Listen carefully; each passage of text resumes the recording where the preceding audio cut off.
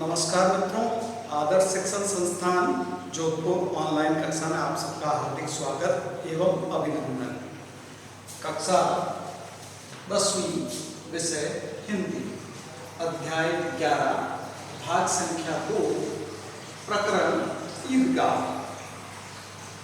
कल हम लोगों ने पढ़ा था कि हामिद अपनी दादी अमीना के सामने जिद करके वह ईदगाह स्थल पर आता है। दादी चिंता में आतुर थी। उसे यह चिंता थी कि मेरा यह छोटा सा बालक 3 कोस पैदल चलकर कैसे जाएगा, लेकिन वह अपने मित्रों के साथ 3 कोस की यात्रा पूर्ण करके जब वह ईदगाह स्थल पर देखता है तो उस दृश्य को देखकर वह आनंदित हो जाता है। पाठ के अंदर जिन जिनका प्रयोग हुआ है विशेष रूप से उसकी तरफ ध्यान देते हैं।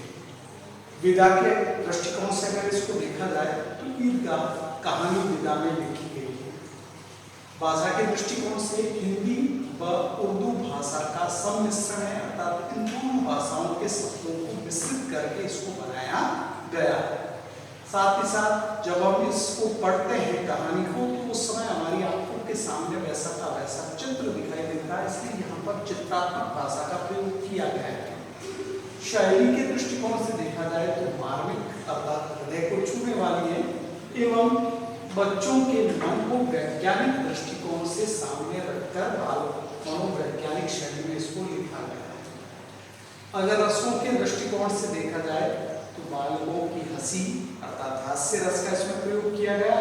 साथ ही साथ दादी की चिंता, बालक के प्रति जो मनोभाव है और बालक का अपने दादी के प्रति जो सोचने का भाव है, या अल्प समय में बालक हामिद के पिता का निधन हो जाना यहाँ पर करुण रस को दर्शाता है। साथ ही साथ उनकी गरीब एवं दयनीय स्थिति को प्रकट किया गया है।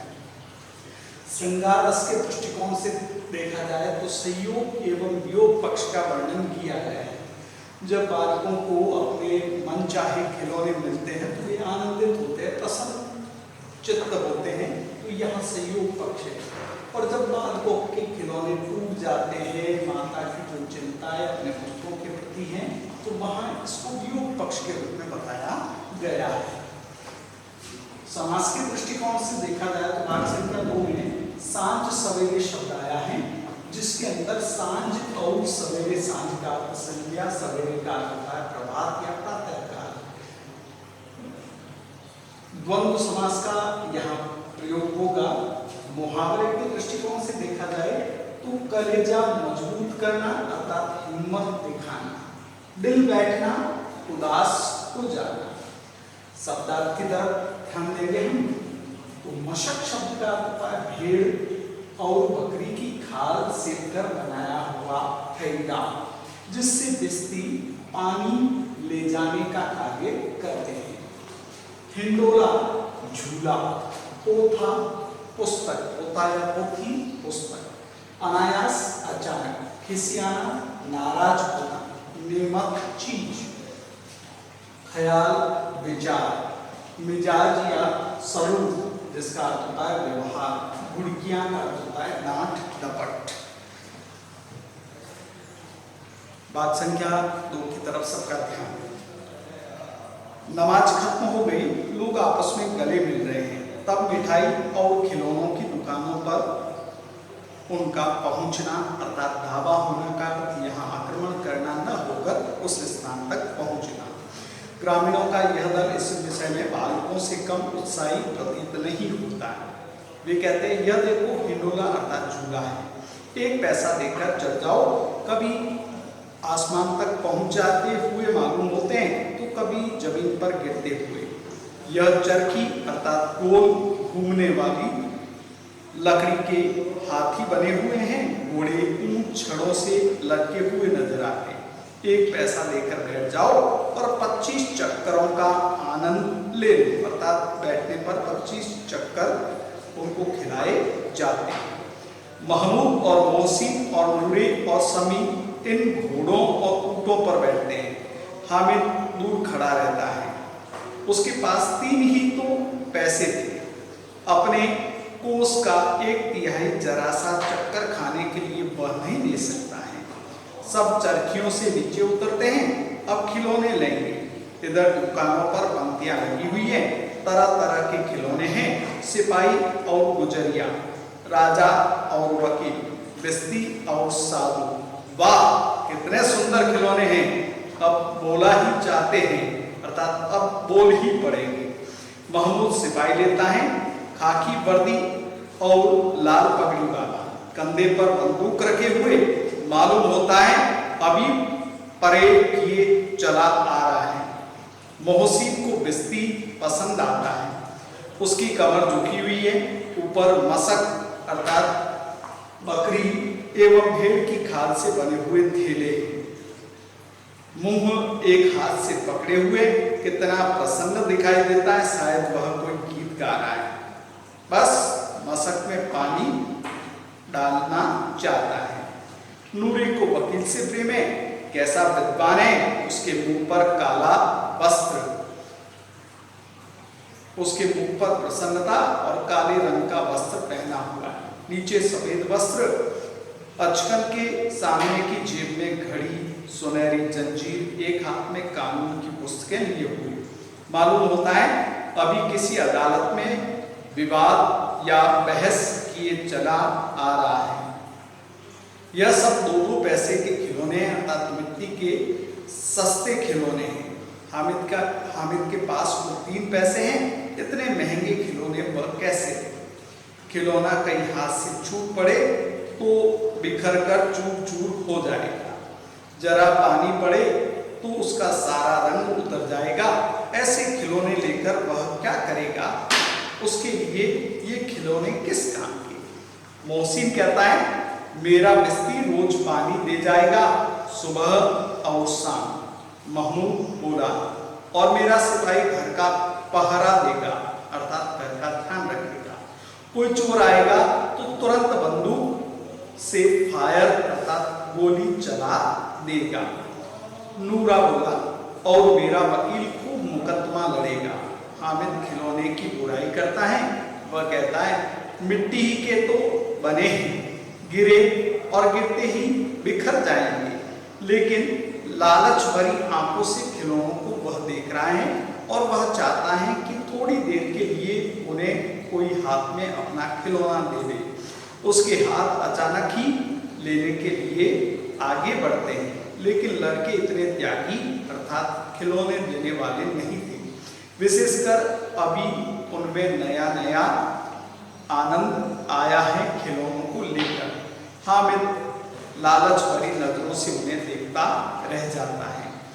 खिलौनों के बाद मिठाइयाँ आती हैं, किसी ने रेवड़ियाँ ली हैं, किसी ने गुलाब जामुन और किसी ने सोहन हलवा लिया है। वे सभी उन्हें मजे से खा रहे हैं। हामिद उनकी अर्थात मित्रों के इस दल से अलग है। भाग्यहीन के पास 3 पैसे ही हैं, क्यों नहीं कुछ लेकर खाता? लालच भरी नजरों से सबकी ओर वह देखता है।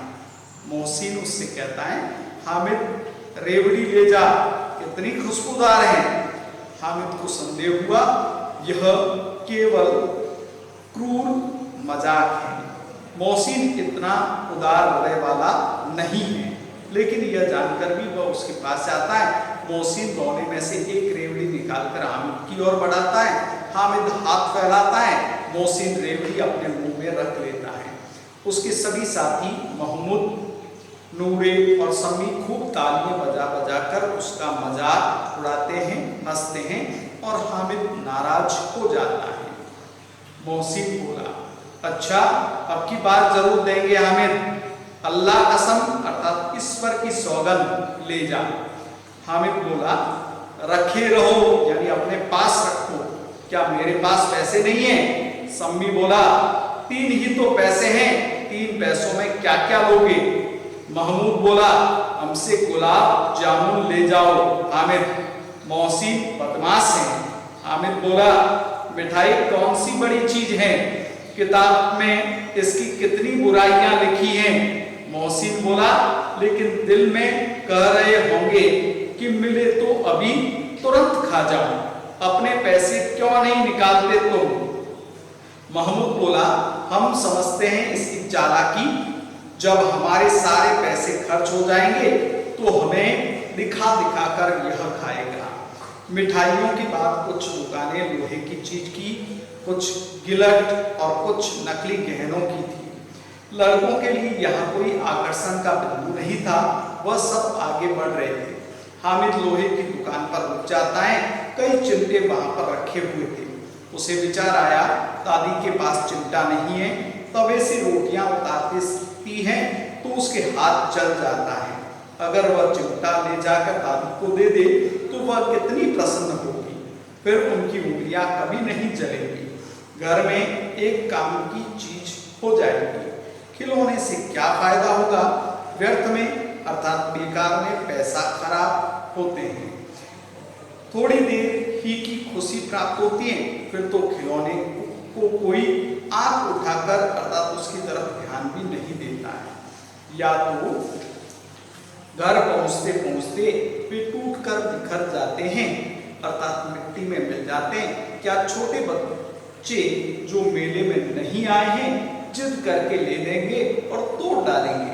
चिमटा कितने काम की चीज है, रोटियां तवे से उतार लो, चूल्हे पे सेक लो, कोई आग मांगने आए तो तुरंत चूल्हे से आग निकालकर उसे दे दो। अम्मा अर्थात दादी बेचारी को कहाँ फुर्सत है कि बाजार आए, और इतने पैसे ही कहाँ मिलते हैं, रोज हाथ जला लेती हैं।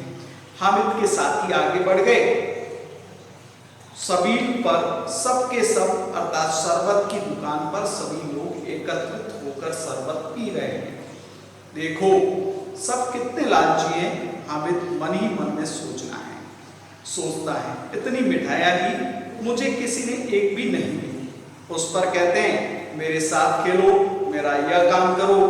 अब अगर किसी ने कोई काम करने को कहा तो पूछूंगा, खाए मिठाइयाँ, तुम्हारा मुंह सड़ेगा, कोड़े फुंसियां निकलेगी, तुम्हारी जबान चकोरी हो जाएगी, तब घर से पैसे चुराओगे और उनकी मार भी खाओगे। किताब में झूठी बातें थोड़ी ही लिखी हैं।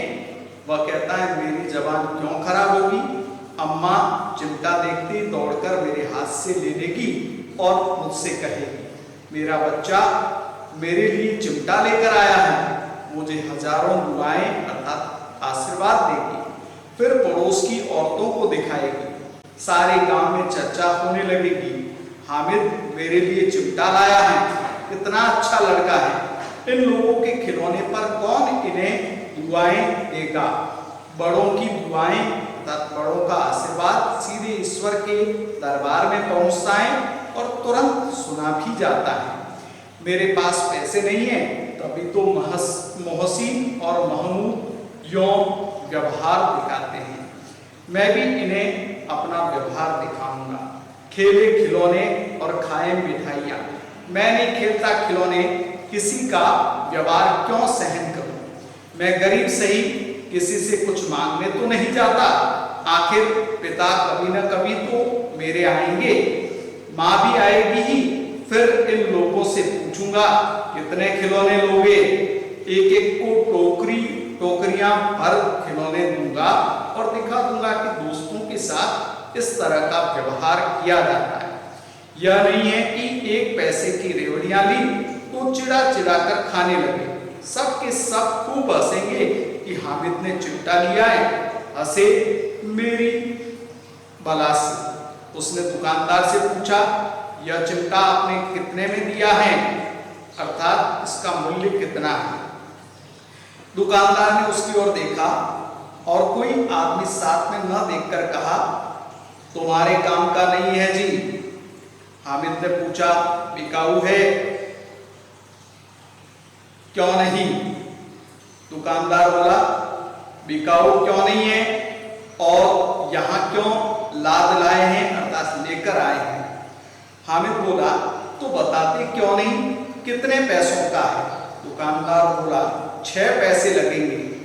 हामिद निराश हो गया। वह फिर से बोलता है हामिद दुकानदार से ठीक ठीक बताओ। दुकानदार बोला ठीक ठीक 5 पैसे लगेंगे, लेना हो तो लो, नहीं तो यहाँ से चलते बनो। हामिद ने कलेजा मजबूत किया अर्थात हिम्मत दिखाकर दुकानदार से कहा 3 पैसे लोगे। यह कहता हुआ वह आगे बढ़ गया कि दुकानदार की नाराजगी अर्थात डांट डपट न सुने, लेकिन दुकानदार ने नाराज न होते हुए उल्टा हामिद को बुलाकर वह चिमटा 3 पैसे में दे दिया। गृह कार्य की तरफ हमारा ध्यान। गृह कार्य क्रमांक 10, प्रश्न संख्या 1, झूलों का आनंद किस किस ने लिया। प्रश्न संख्या 2, महमूद, मोहसिन और नूरे ने कौन कौन से खिलौने खरीदे। प्रश्न संख्या 3, हामिद ने चिमटा कितने पैसे में खरीदा। आज के लिए इतना, धन्यवाद।